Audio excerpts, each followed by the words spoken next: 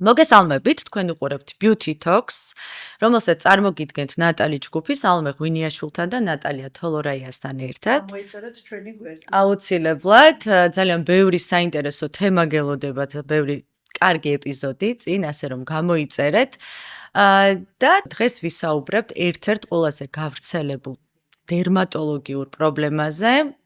რასაც ეწოდება აკნე. ერთი შეხედვით თითქოს ძალიან უბრალოა და ძალიან ხშირი აკნე, ძალიან ხშირად გვესმის, თუმცა გავლენას ახდენს თვით შეფასებაზე, გარეგნობაზე და ბევრი გოგოს და ქალბატონის და ასევე მამაკაცების ტკივილიც არის. ძალიან საინტერესო სტუმარი გვყავს, ნატალია, გთხოვ რომ წარადგინო. პირველ რიგში მინდა წავადგინო როგორც ჩემი მეგობარი, შემდგომ კი იმდენი რეგალია აქ ახლა ვეცდები რომ დავიწყო დერმატოლოგ, ვენეროლოგი ბატონი სოსო კობახიძე, ჯანდაცვის ექსპერტი, ყოველ დამეხმარება ცოტა რეგალიების დამატებაში. ჯანდაცვის სამინისტროს ოფიციალური ექსპერტიც ვარ, თბილისის დერმატოვენეროლოგთა ასოციაციის თავმჯდომარე.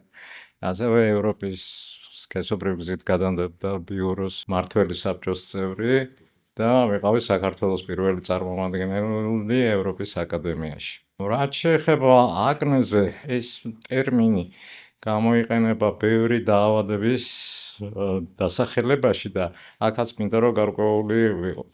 თვითონ ტერმინი წარმოდგება ბერძნული სიტყვისგან აკნე, რაც ნიშნავს პიქს, მწვერვალს და არასწორი ტრანსკრიფცია რომ მოხდა ლათინურზე, ემი-ენით შეიცვალა. აკნე ვიცით რომ ეს არის დაავადების პიქს ვეძახით ხოლმე აკნეს. აკნე არის ძირითადად ახალგაზრდა ასაკში, როდესაც გაფორჩქვის პერიოდია, ესე ვთქვათ, ჰორმონალური ცვლილებები ესე მიაჩნდათ მაშინ ბერძნებსაც და ამიტომაც ქვია ეს აკნე, მაგრამ არსებობს ბევრი აკნე, რომელიც არასწორად არის თქვათ გაგებული, იმიტომ რომ არის ჩვეულებრივი ვულგარული აკნე, რომელიც ვულგარული ცუდი სიტყვა არ არის, ნიშნავს ორდინალურს, ანუ ჩვეულებრივს, რომელიც ყველაზე ხშირად გვხვდება, მაგრამ არის ესეთი დაავადებები, აკნე ინვერსა, ვარდისფერი აკნე, აკნე იგნატა და ბევრი არის, რომელიც სულ სხვა დაავადებებია და არაფერი კავშირი არ აქვს აკნესთან, რომელსაც ყველა ვიცით. ეს გვხვდება დაახლოებით მოსახლეობის 10-დან 25 წლამდე, დაახლოებით თითქმის რაღაც თითო ეპიზოდი 80%-ამდე კიდევაც. განპირობებულია ჰორმონალური აქტივობებით და სხვადასხვა სახით გამოვლინდება ხოლმე. ყველაზე იოლი არის ხოლმე, წარმოიქმნება კომედონები, კომედოგენური აკნე, რომელიც შეგვიჩნევია თეთრი შავი წერტილებით სახეზე და გულმკერდზე და ასევე ზურგზე ხოლმე. ეს მისი მკურნალობა ადვილი არის შედარებით თუ დროზე მიმართავენ ექიმს და კიდევ მრავალი სახეობები არის, თქვათ, ფლორაკნე, კონგლობატური აკნე, ფულმინანტური, ძალიან ბევრი. რისგან გამოწვეულია, მაგალითად ახლა რამდენიმე სახეობის აკნე თქვით.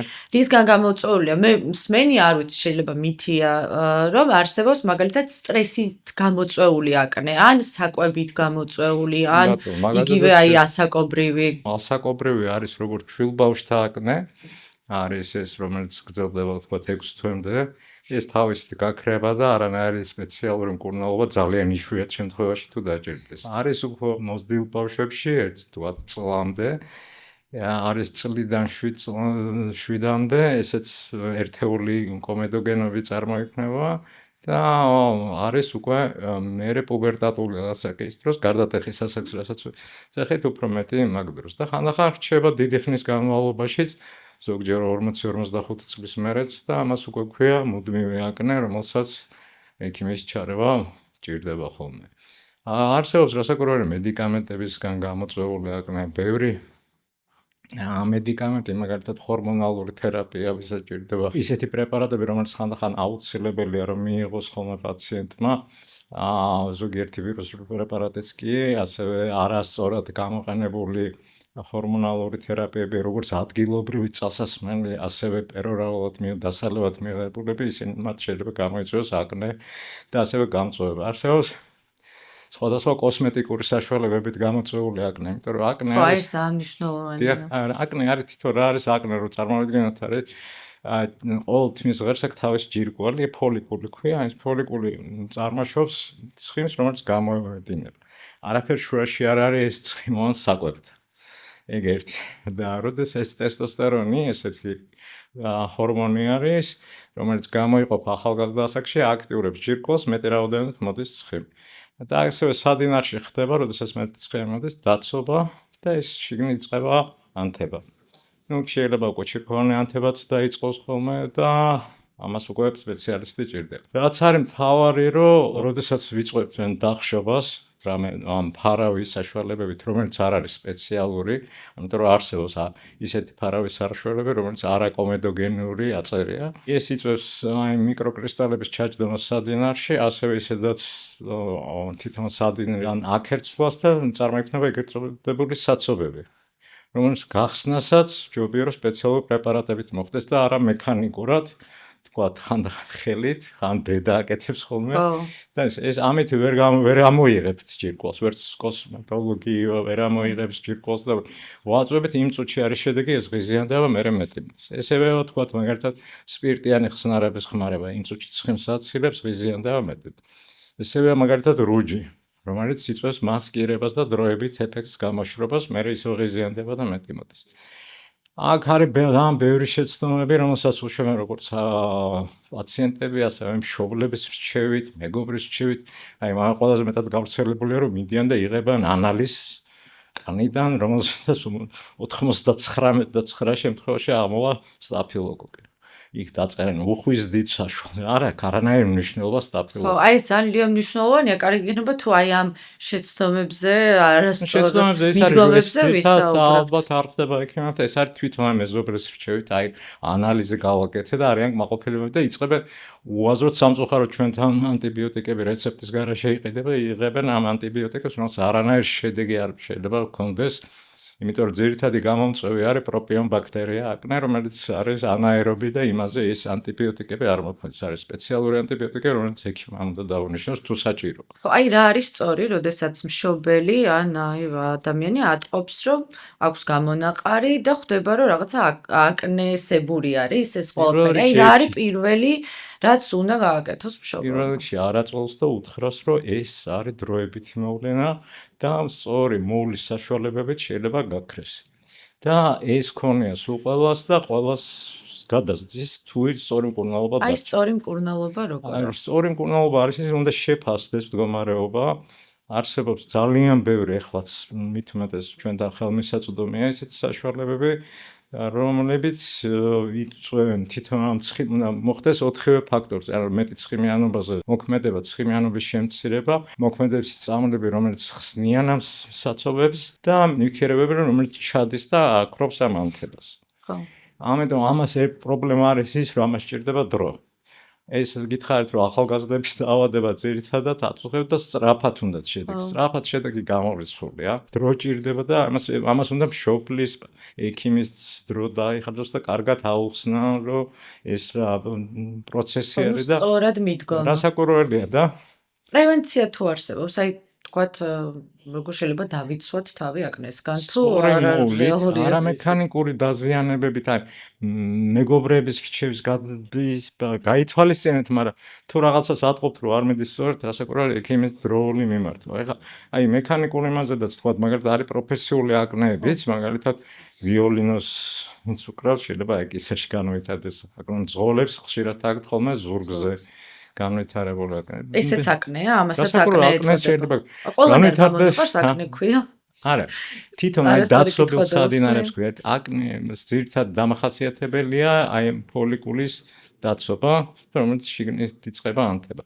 ეხლა თუ იქ ჩირქოვანი ანთება დაიწყო და უფრო მძიმეში სიტუაცია დადგა, ეს უკვე ან მერე რომელიც უფრო ტოვებს დიდ ნაწიბურს, ამას ქვია კომედოგენური აკნეები, ან ფულმინანტური, რომელიც იწვევს უკვე გადაგვარებას ჯირკვლის და იქ შემაერთებელი ქსოვილი წარმოიქმნება და ესეთი აი რომ რჩება, ნახეთ, რამინდა რომ გითხოთ, რომ რჩება ეს დაწიბურები, რაც ყველაზე დიდი ესეთი პრობლემაა უკვე თვით შეფასებაში, რაც ყველაზე მეტად აწუხებთ და ამისათვის ჩვენ პირადად და მაინტერესებს თქვენი აზრი, რამდენად რეკომენდაციას მისცემდით. ეს უკვე CO ლაზერით მკურნალობა უკვე პოსტ-აკნეების, რომელიც, რა ვიცი, მე ესე ხმამაღლა ვიტყოდი, რომ პირადად CO ლაზერს ძალიან დიდი და კარგი შედეგები მოაქვს.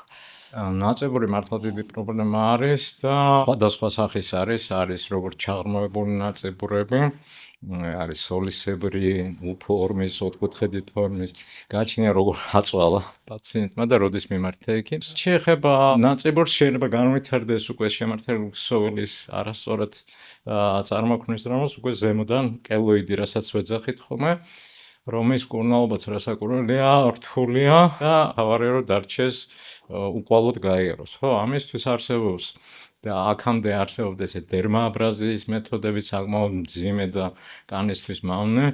ეხლახანს რაც შემოვიდა ლაზერები, ესეც მით უმეტეს CO ლაზერი, რომელიც იდეალურად მუშაობს, იმიტომ რომ აქ უკვე ექიმის ხელზედაც აღარ არის დამოკიდებული, როდესაც საზღვრად რა დონეზე უნდა იმუშაოს აი ამ ლაზერმა, რომელიც აკერცვლას აკეთებს, იმ დონეზე მუშაობს, რომ სხვა ზედმეტიც რო დააჭირო, მეტი არ რჩება. ხო, აი ეს ლაზერებიც ეს მაინც რო ვიცოდეთ ესეთ ბევრმა არის, ლაზერებს შემოვიდა 1960 წლიდან. პირველად 60 წელში გააკეთეს და ეს არის შედგენილი სიტყვა ლაზერი, ნიშნავს ლუმიერ არტიფიციალ, ანუ ხელოვნური სხივის ამას და მათი გამოყენება სპეციალისტის მიერ თუ მოხდა აბსოლუტურად უნებელი არის და თვითონ ეს ლაზეროთერაპია რომ გაუმსუბუქა როგორც პაციენტებს გამორება, ასევე ექიმების რომელიც სპეციალისტები არიან ლაზერის მუშაობა ბევრად გაადვილებულია და შედეგებიც როგორც ტკივილის კუთხის მხრივ, როგორც კომფორტის მხრივ, ასევე შედეგების მხრივ თვალნათელი. მე მინახავს დეკას CO ლაზერის შედეგები და მართლა 60, 80, 90%-ით გაუმჯობესებულია. და დროსაც ზოგავს რა, იმიტომ რომ ეს შედეგი მალეა ხედავს შედეგს პაციენტი პირველივე პროცედურაზე და აი ამ პოსტ-აკნეული ნაწებული, იმიტომ რომ არ მარტო ნაწებული წარმოიქმნება, ასევე ლაქებით წარმოიქმნება, ხო? ესეც პრობლემას წარმოადგენს პაციენტებისთვის და აქ თუ არ დაგვეხმარა ეს წოდებული პილინგები და შედეგი ვერ მივხვდეთ, ამ შემთხვევაშიდაც ლაზერებიც გვეხმარება უკვე სხვა ტალღის ზომა ყენდება და სხვა და ამისთვისაც ბევრი ნორმალური და კარგი შედეგებს ვიღებთ ხოლმე. ნუ არის კიდევ მძიმე შემთხვევები, რომელსაც უკვე დასალევად ჭირდება ხოლმე პრეპარატების მიღება, ოღონდ ესეც სამწუხაროდ საქართველოში პრეპარატებს გულისხმობთ? ჰორმონალური პრეპარატებიც ინიშნება აკნეს სამკურნალოდ, მაგრამ ჰორმონალურ პრეპარატებმა შეიძლება პირიქით გამოიწვიოს აკნე, ამიტომ ეს სპეციალისტის დასანიშნია. არსებობს ძლიერი აკნეს საწინააღმდეგო პრეპარატები, რომლებიც ასევე სამწუხაროდ ურეცეპტოდ იყიდება და საკმაოდ მასიური გამოყენება აქვს, როდესაც არ არის ჩვენებები, იმიტომ რომ ესე ძლიერი პრეპარატები რამოდენიმე ერთეული აკნეს გამო ამ ყოველად დაუშვებელია. ვიღაცას კი ბატონო მოუხდა, მაგრამ ეს არ ნიშნავს, რომ თქვენც უნდა მიიღოთ. ითვლება, შეფასება მოხდეს, რამდენი არის აკნე, რამდენია ჩირქოვანი ელემენტი, რამდენია დახურული ელემენტი. სამწუხაროდ ეს არ ხდება და ყველაზე ძლიერი პრეპარატით იწყებენ ხოლმე მკურნალობას. რაც რასაკვირველია, ამის მოგვარება მოხდება მხოლოდ სარეცეპტო სისტემით, ჩემი აზრით. რამდენად რეალურია თუ მითია, იმიტომ რომ ხშირად ხდება სოციალურ ქსელში ახალგაზრდა გოგოები, რომლებიც ებრძვიან აკნეს და ხშირად საუბრობენ საკვებზე. არის თუ არა რეალური, რომ რომელიმე კონკრეტული საკვები არ არის დასაშვები აკნეს შემთხვევაში? ეგ საინტერესო შემთხვევაა, იმიტომ რომ არიან რომ უკრძალავენ დედაუნები, ხო, აი შოკოლადს თუ შეჭამბებრი აკნე გექნება. აი ტკბილს ხო და ბევრი კვლევა არის ჩატარებული, სამწუხაროდ საბედნიეროდ არც ერთი კვლევა არ ადასტურებს, რომ რამეს საკვები იწვევდეს აკნეს გაქრა. მაგრამ სხვათა შორის რეალური შედეგები ამ ფორმით მკურნალობის მე მინახავს ჩემი დისშვილის მაგალითი მაქვს ასეთი. რა უგრძელეთ? ტკბილი, აბსოლუტურად ყველანაირი junk food-ი, ასე შემდეგ, სწორი კვებით, არ ვიცი, ხა შეიძლება დაემთხვა, თუმცა შოკოლადმა, ხილმა და ესეთმა პროდუქტებმა შეიძლება გამოიწვიოს ქაველი. ქაველით მექანიკური გაღიზიანება და ასე შემდეგ. ჩვენ არ გიგრძელოთ, მაგრამ თუ ატყობთ, რომ რომელიმე საკვები გიძლიერებთ ამ აკნეს, რასაკვირველია უნდა შეაჩეროთ მისი მიღება ან შეზღუდოთ აქ რა უყურეთ რა შეპრობლემა ისედაც თავის პრობლემა აქვს ხო ფსიქოსოციალური დეზადაპტაცია არის არ მიდის სკოლაში არ მიდის ინსტიტუტში და კიდე აკრძალვა ესეც კიდე მოქმედებს ესეც არ შეიძლება ჩემს ამიტომ მაქსიმალურად უნდა იყოს აი უყურეთ როგორ არის აკნე ვეუნები არის აკნე არის ექიმი ხარ შენ თუ იქნებ ჩემ მხარეს მოვერევით 2-1-ზე ამას ხო, ამიტომ აკნეზე აკრძალვების მეთოდი არის. უბრალოდ რასაც უკრძალავ მექანიკურ დაზიანებას და თუ ატყობთ რომ რომელიც საკვები გიღიზიანთ, რა საკურველია შეზღუდეთ, ხო, მაგრამ ესეთი პირდაპირ ჩვენება რომ არძის პროდუქტზე არა იყო კვლევები რომ რძეში არსებული ლაქტოზა შეიძლება გავლენა იქნიოს ბაქტერიის გამრავლებაზე, მაგრამ როგორც ესეთი ბოლო გაიდლაინები და კვლევებით ზუსტი მონაცემი არ არსებობს რომ შეიძლებაოდეს რომ რამე მის ლაგრძალვა. საკვებით ინტოქსიკაციები ძალიან ხშირია და ამიტომ მაგას ჭირდება უფრო მეტი მიხედვა და უფრო მეტი ყურადღებით რომ რა საკვებია და მისი დადგენა და ესე რა. აკნეს განვითარების რა უყურეთ ნახებებები რომ რაც არ უნდა ვჭამო მე არაფერი აკნე აღარ მექნება ასაკის და გამო. არც 10 წლის ბავშვს არ იქნება აკნე საკვების და გამო. ამიტომაც ხო და ნახეთ რეალობა ისეთია. ხო ლოგიკა. მე რაც არ უნდა ტკბილი ვჭამო შოკოლადი დავაყოლო ბურგერი დავაყოლო მე არ მექნება აკნე.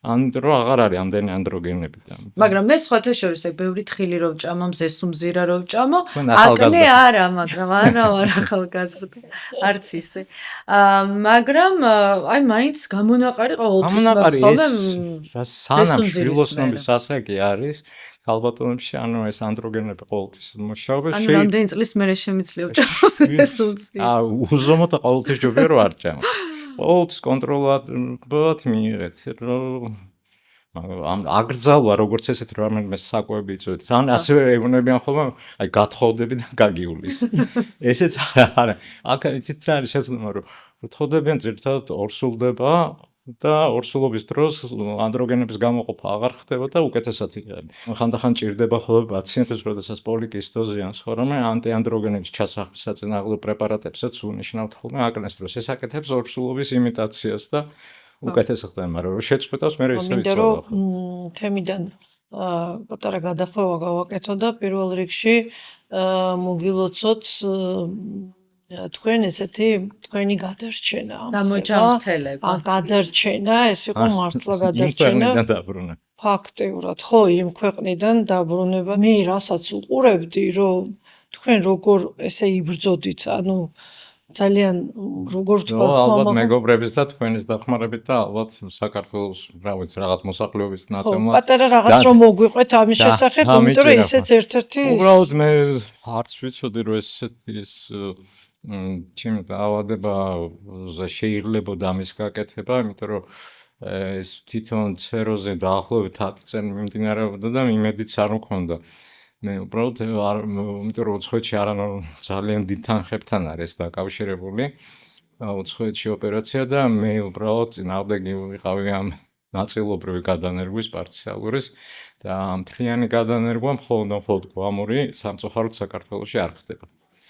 და სადაც ხდება ეს განვითარებულ ქვეყნებში იქ ისეთი თანხები იყო რომ ვიცოდი რომ ხის მაგას ვერ შევძლებდი და აღმოჩნდა რომ ჩვენს მესობელ რესპუბლიკაში ყოველ ძველში ბელორუსიაში ამის საშუალება იყო გაკეთების და შედარებით ნაკლები თანხა იყო და რა ვიცი ჩემი მაშვილმა რაღაც Facebook-ით გახსნა და მე არც მაგ Facebook-ი შეაგროვეს თანხა უცებრად რაღაც 2-2 კვირაში მოხდა თანხის შეგროვება და ძალიან უცებ ორ თვეში მოხდა ჩემი ვთქვათ მოbrunება და საკმაოდ უნიკალური ოპერაცია ჩაატარეს იმ კლინიკაში და რა ვიცი აი უკვე მე-9 თვე არის და შედარებით დავდივარ რომ შედარებით ჯერ წელი სანამ არ გავავალ მაინც იქნება სისუსტეები და ხა ხო არა არაჩვეულებრივად გამოიყურებით და ერთი პატარა რაღაც მინდა მოვყვეს ალო არ ვიცი შენ იცი თუ არა იმ შემთხვევის შესახებ მე მგონი იცი რომ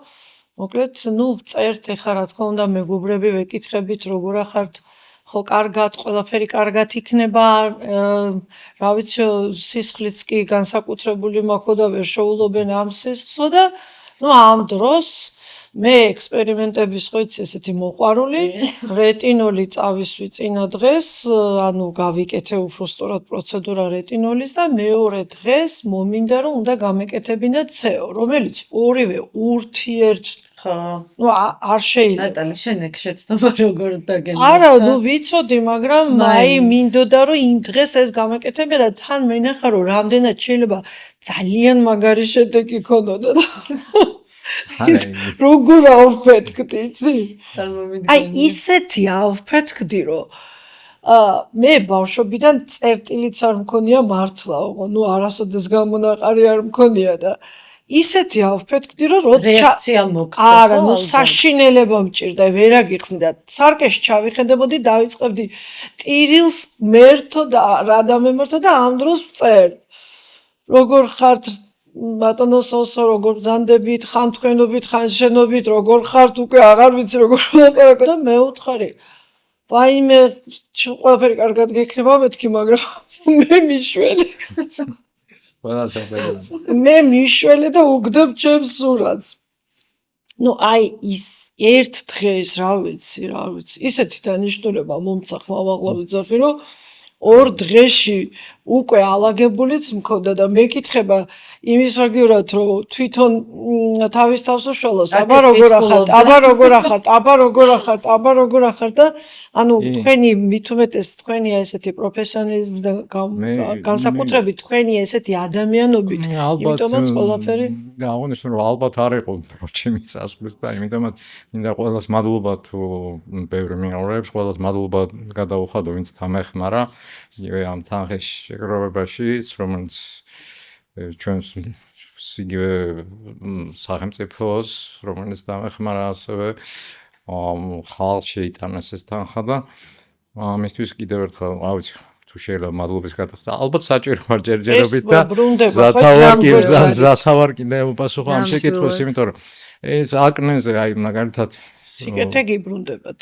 აკნეზე რაც შეეხება ძალიან ბევრი არასწორი მიდგომები არის და აი იგივე თქვენ ალბათ კი ბატონო სიცოცხლისთვის საშიში უმრავლეს შემთხვევაში რასაკვირველი არ არის, მაგრამ აი რომ თავიდან მეკითხებოდეთ რომ რა შემთხვევები რა განსაკუთრებულ ერთხელ შემოვიდა პაციენტი, რომელსაც ესე ქონდა აწეული როლინგი და ქუდიც ეს ჩამშორდა, ეს მარტო თვალები ქონდა დარჩენილი.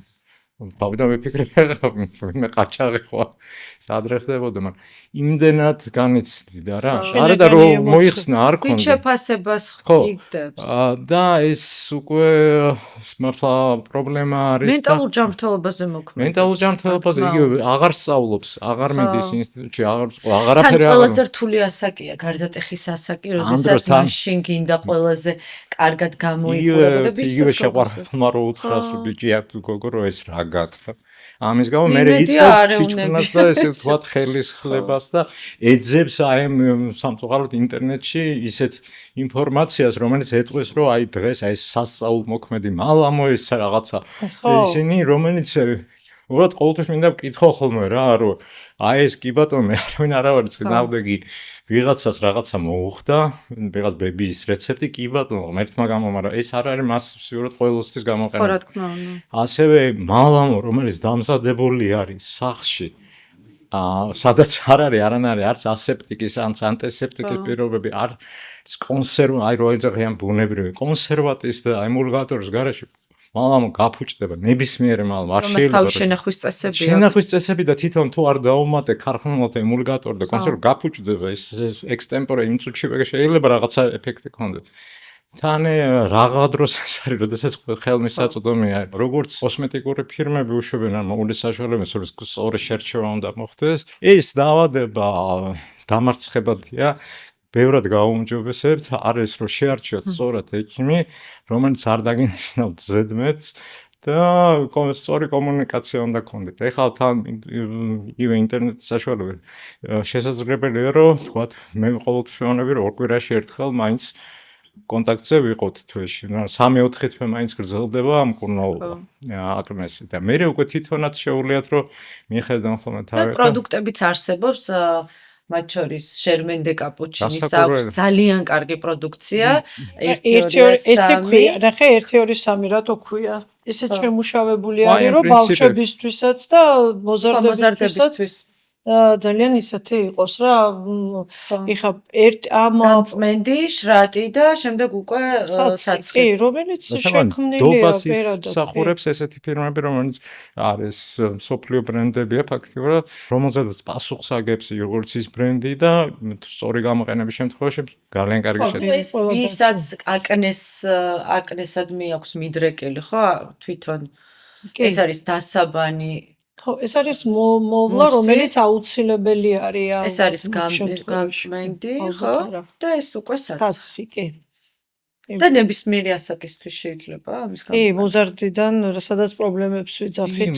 როგორც ეს შეიძლება გამოვიყენოთ და საკმარისი იყოს თავიდანვე, თუ არა და მკურნალობის შემდგომაც შესაძლებელია, იმიტომ რომ რასაც გიმეორებთ, რომ ეს შვილოსნობის ასაკი სანამ არის და იგივე მამაკაცებშიდაც სანამ ანდროგენები წარმოიქმნება ჭარბი რაოდენობით, ეს შეიძლება ყოველთვის 1-2 ელემენტი ამოვიდეს და თქვა თუ მკურნალობა ჩატარებული აქვს და არ იყო ისეთი მძიმე შემთხვევა, რასაკვირველია სავსებით საკმარისი იქნება ესეთი მოვლის საშუალება. ისე მითია ისიც, რომ მამაკაცებში უფრო ნაკლებად არის აკნე? არანაირად არ არის მითი ტესტოსტერონი მამაკაცებში უფრო მეტია. უბრალოდ მამაკაცები ნაკლებად აქცევენ ხოლმე ყურადღებას. განსაკუთრებით მაგრამ აი ხა რომ ვფიქრობ, რომ ვაკვირდები უფრო ხშირად გოგოებზე ისინი განიცდიან უფრო მინახავ, შემიმჩნევია. უფრო განიცდიან და მამაკაცებს აი ნაკლებად ადარდებთ, სხვა პრობლემები უფრო აწუხებთ ხოლმე. თან მით უმეტეს მამაკაცებს როდესაც თქვათ ისეთ ადგილებშია, როდესაც აი კერდის მინდა მოვიდეს სახეზე, რასაკვირველია მამაკაცების ყურადღებას აქცევენ. ყველაზე ხშირად სად არის ხოლმე სახეზე უფრო? ის ჰორმონ დამოკიდებული ჯირკვლები გვაქვს აი აქამდე ზურგზე და სახეზე. ანუ ეს არ შეიძლება აკნე იყოს ფეხზე. ის ჩვეულებრივი, ანუ ბულგარული რასაც ქვია აკნე. თქვათ არსებობს იგივე ეს აკნე ინვერსა ეს ძველი სახელი, აი ჰიდრადენიტი ქვია, სუპურატიული ის შეიძლება საზარდულშიდაც იყოს და ეს სხვა დაავადება და მაგაზე ახლა სასაუბროთ შორს წაგვიყვანს. აი რა რჩევებს მისცემდით ჩვენს მაყურებელს ბატონო სოსო? და იმ ახალგაზრდებს, რომლებიც ეხლა ებრძვიან აკნეს და განიცდიან და ნერვიულობენ. მოდით ავიღოთ რა. აკნე არის აი როგორ არ უნდა ვებრძოლოთ არაფერს რა. არის ყველა ადამიანი არის ინდივიდუალური. ანუ ჩვენ ვკურნალობთ პაციენტებს ხოლმე და არა დაავადებას. დაავადების სამკურნალოდ შეგიძლიათ მართლა ChatGPT-ს კითხოთ და იქ გამოგიგზავნოთ ბევრი. ანუ ამ მკურნალობა არის ინდივიდუალური. უნდა მოხდეს შეფასება, რა ჭირდება, იგივე უმრავლეს შემთხვევაში ჩემთან მოდიან დედა მოყვება, მამა მოყვება, ბებია მოყვება და ხელის მოსაკი ხანდა ვიწრო კაბინეტში ხოლმე. ამ ყველას რჩევაც, ყველას თავისი კიდე აზრი აქვს. უნდა მოხდეს შერჩევა სწორედ სპეციალისტის, რომელთანაც ყოველთვის შეექნება მუდმივი კომუნიკაცია. თუ ეს სამკურნალო შემთხვევა არის, აკნესთან ერთად უნდა ვიცხოვროთ აკნესთან ერთად, ზოგს მართლა ეს ტესტოსტერონი ძალიან მაღალი აქვს და ჯობია რომ გქონდეს, მაგრამ მამაკაცებს თორე თუ დაუწიეთ ტესტოსტერონის დონე, სხვა რამე დაიწყება. სხვა პრობლემები. რასაკვირველია არ შეიძლება.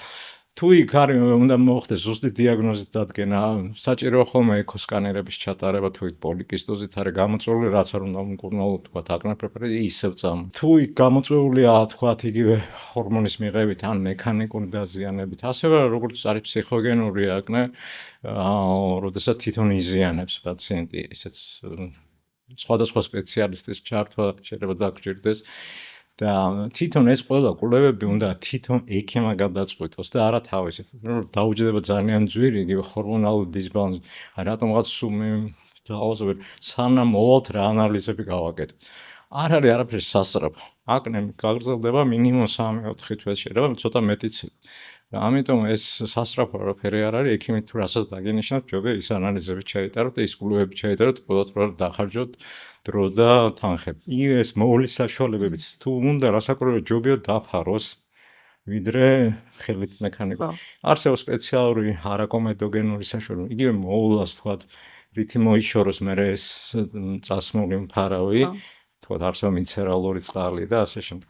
ამის შერჩევა, ანუ ექიმს უნდა გქონდეს დრო რომ დაუთმოს და ინდივიდუალურად გაგრძელდება ეს მკურნალობა და შედეგი ნამდვილად არის პროგნოზი ნამდვილად კარგი აკნეს შემთხვევაში. 12 წლის წინ ჩვენ შემოვიტანეთ დეკას ლაზერები.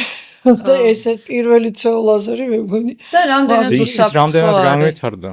და უფრო ვითარდებოდა. თავისთავად. ყოველდღიურად აი ხა თქვათ ეს ევროპის კონგრესებზე, მსოფლიო კონგრესებზედაც თითქმის ყველაზე ვარ ნამყოფი და ყოველწლიურად ვითარდება და უფრო ახალი თანამედროვე ლაზერები იქნება. იგივე ეს დეკაც ერთ-ერთი წამყვანი, რა ვიცი, ევროპაში არის იტალიური ფირმა, რომელიც თითქმის ყველა კონგრესზე არიან და უფრო ახალ და თვითონ თავის განვითარების საქმე, რომელიც ტექნოლოგიურად ვითარდება და ცალკე ჯგუფი მუშაობს მაგაზე და ცალკე ინსტიტუტები. ერთი პატარა სიახლე რო უთხრათ სალომეს გაუმჟღავნოთ ძალიან მალე ესეთი მაგარი სიახლე გვექნება მე ვიცი ეს სიახლე მაყურებელს უნდა ბატონო დაი იმის შესახებ თუ რა იხსნება ეს იქნება სკინერა ახალი კანის ერა ხო ესე ხო კანის ინსტიტუტი თუ კანის დერმატოესთეტიური ინსტიტუტი ხელმძღვანელობით ბატონი სოსოსი სადაც იქნება ძალიან მაგარი აპარატი ფსორიაზი ვიტილიგო ექსიმერზე ამბობთ ხო? რაც შეეხება ექსიმერს ეს ამიერკავკასიაში არ არის ეს ლაზერი სამდედნიეროდ უკვე არის და მალე ექსპლუატაციაში გაიშვება. ექსიმერის ლაზერი არის ერთ-ერთი ყველაზე უნებელი სხივია, რომლის სწორად გამოყენებაზე და ასევე ჩართვა საერთო თერაპიაში, ანუ როგორც მე არ მეყავს სიტყვა კომპლექსური, აჩქარებს როგორც ამ ვიტილიგოს, ასევე ფსორიაზს და სხვა ცოტა ისეთი რიხენიფიკაციით მიმდინარე დაავადების დროს პროცესებს და აუმჯობესებს ბევრად არა მარტო ეს ექსიმერის ლაზერი, არამედ ლაზერი და კიდე რამოდენიმე ლაზერიც იქნება ამ ცენტრში და იმედია რომ ეს ჩვენი მოსახლეობის თითქმის ყველა პროცესს რაც შეეხება სიზარღვოვანი გაგანიერებები იქნება სახეზე თუ თქვათ სხვა ადგილებში მათი მოცილებას იგივე ლაქების მოცილებაზე და ამაზე ძალიან კარგი სიახლეა ველოდებით მალე რაც შეიძლება ძალიან კარგი მეთია წელს რაც შეეხება აკნეზე აი მინდა რომ აი ეს მოსახლეობის და იმ ახალგაზრდებს უთხრა რასაკურველია ახალგაზრდებს და მოზარდებს რომ ეს პრობლემა მოგვარებადია სჭირდება ცოტათი დროსთან და სწორი მიდგომებით აბსოლუტურად და შემდგომი აი ლაქების ნუ ეშინეთ რომ მე აღარაფერი აღარ მეშველება აქ ესეთ ის რომ ეს მე ჩემი სასჯელია და რაღაც დეპრესიისკენ ინდირექტები და აი თან კიდევ ეხლა ეს თვითონ ფეშენმა ეს გამოიწვია რომ ყველა უყურებს რომ ყველას უნდა გამოიყენებოდეს როგორც თქვენ მაგრამ ნუ ეს მიღწევადია და მერთმეტ ეს მე ვთვლი რომ ალბათ ყველა ადამიანი ლამაზია და ყველა ადამიანს როგორც შინაგანი სილამაზე და გარეგნულ სილამაზეზე მიხედვა დღევანდელი საშუალებებით მიღწევადია ძალიან კარგი მადლობა დიდი რომ ზრუნავთ სილამაზე და ჯანმრთელობა განუყოფელი ნაწილი ამიტომ მადლობა და მადლობა ასეთი იმედის მომცემი საუბრისთვის დარწმუნებული ვარ რომ ძალიან ბევრი ეხლა დამშვიდდება და ასე ვთქვათ ბედნიერად გააგრძელებს ცხოვრებას აკნესთან ერთად თუნდაც ძალიან დიდი მადლობა საინტერესო საუბრისთვის საჩუქარი დაგვავეწყდა აუცილებლად ეს თქვენ ძალიან დიდი მადლობა ნატალი ჯგუფისგან ჟერმენ დე კაპუჩინი სხვანაირად როგორ მამაკაცის თავის მომის მამაკაცის რა თქმა უნდა მარტო ჟერმენი არ არის ხოთა შორის ფრამეზის ისიც დავამატე ერთი პროდუქტით ვერ გაუშვებდი ბატონსოს დიდი მადლობა გამოვიყენეთ საოცრად პირიქით დიდი მადლობა თქვენ ძალიან დიდი მადლობა თქვენ უყურებდით Beauty Talks სალომესთან და ნატალიასთან ერთად თუ მოგეწონათ ჩვენი ეპიზოდი აუცილებლად გამოიწერეთ ჩვენი არხი და დაელოდეთ ახალ საინტერესო ეპიზოდებს